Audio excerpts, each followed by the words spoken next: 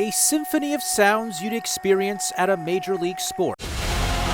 Packed arenas, fierce competition, all culminating in a climactic victory. And that's gonna do it! And Space Station Gaming are your 2019 U.S. Nationals champions! Esports, or competitive video games, sure has come a long way. The idea that these aren't real sports, like this is just a bunch of people sitting around and playing games and it's a waste of time. I think that perception is still really prevalent, but I think that is changing very, very quickly. As traditional sports take a timeout, video games are plugging along. Over a week in March, Verizon reported a 75% increase in video game data traffic. That same month, popular streaming platform Twitch saw a 60% jump in viewership. The exposure also going mainstream. Places like ESPN, right, they have huge gaps in their programming now. Filled by hours of NBA 2K and a Madden Celebrity Tournament. Start your engine!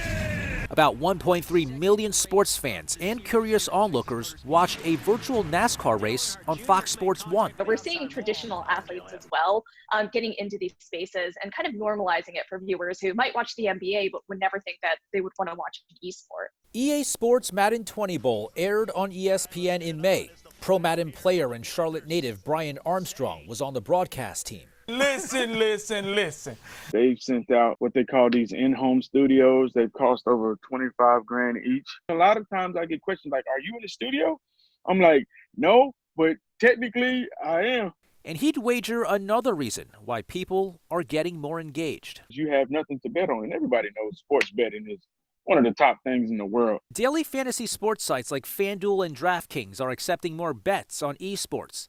In place of points and rebounds, Raleigh-based fantasy expert Sal Vetri, welcome back to the podcast, finds himself talking kills and deaths on games like League of Legends. At first, it was just a lot of people saying, like, I can't believe I'm about to embark on watching some of these contests and some of this stuff. And then after, I would say, the first couple of days or weeks, it kind of shifted into this, this is actually not too bad. And now it's like, are you going to continue to cover this? Because I'm having some fun with this. The YouTube views comparable to his NBA content. The question now, is this a watershed moment for the esports industry? And will the audience stick around when regular sports returns? What this did is just accelerated all that growth, put them maybe years ahead of their timeline. So yeah, I think a ton of people that are watching it right now, they're going to be fans. We'll probably have some drop off in viewership, but I predict that a lot of people are going to say, hey, I enjoyed that during pandemic times. I still want to watch it now. I'm Rob Wood.